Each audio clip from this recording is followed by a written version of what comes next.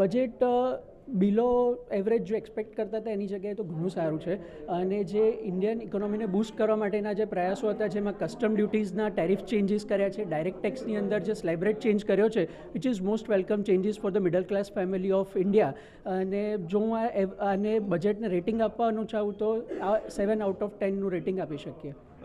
કેમ આપણે લાગે કે 3 પોઈન્ટ આપણે ઓછા કરી ગયા કે મુદ્દાઓ સી એમાં એવું છે કે હજી પણ જે ટેક્સ સ્લેબ ચેન્જ કર્યો છે બટ જે લોંગ ટર્મ કેપિટલ ગેઇનની અંદર કોઈ રિલીફ નથી યા તો ટેક્સેશનમાં બીજા કોઈ એંગલથી રિલીફ નથી જોવા મળી સિવાય કે સ્લેબ રેટ ચેન્જીસ થયા છે. હજી ડાયરેક્ટ ટેક્સનું જે નવું બિલ છે નેક્સ્ટ વીકમાં ડિક્લેર થશે તો એમાં કોઈ બીજા વેલકમ ચેન્જીસ હશે તો એક્સપેક્ટેડ છે અમને હજી. આપના સમજ પ્રમાણે સિમ્પલ ભાષામાં કેવું હોય તો કેવી રીતે તમે સમજાવી શકો? બજેટ મિડલ ક્લાસ ફેમિલી અને જે 10 to 12 લાખની ઇન્કમ ધરાવતા લોકો માટે ઘણું સારું છે બિકોઝ એ લોકોનો ટેક્સ નીલ થઈ ગયો છે. સો અપ ટુ 12.75 લાખનું સેલરી ઇન્કમવાળા લોકો માટે હવે ઝીરો ટેક્સ લાયબિલિટી આવી જશે. જે લોંગ ટર્મમાં જે ઇન્વેસ્ટમેન્ટ કરતા હોય એમાં લોંગ ટર્મ ઇન્વેસ્ટમેન્ટ એવું છે કે ઇન્વેસ્ટમેન્ટ હવે ન્યૂ રિજીમ આવ્યા પછી ઇન્વેસ્ટમેન્ટનું ફોકસ ગવર્મેન્ટનું નથી but for the safety purpose દરેકે ઇન્વેસ્ટમેન્ટ કરવું જોઈએ બટ ટેક્સેશન એંગલથી ઇન્વેસ્ટમેન્ટનું કોઈ ઇમ્પોર્ટન્સ હવે રહ્યું નથી ન્યૂ રિજીમ પ્રમાણે.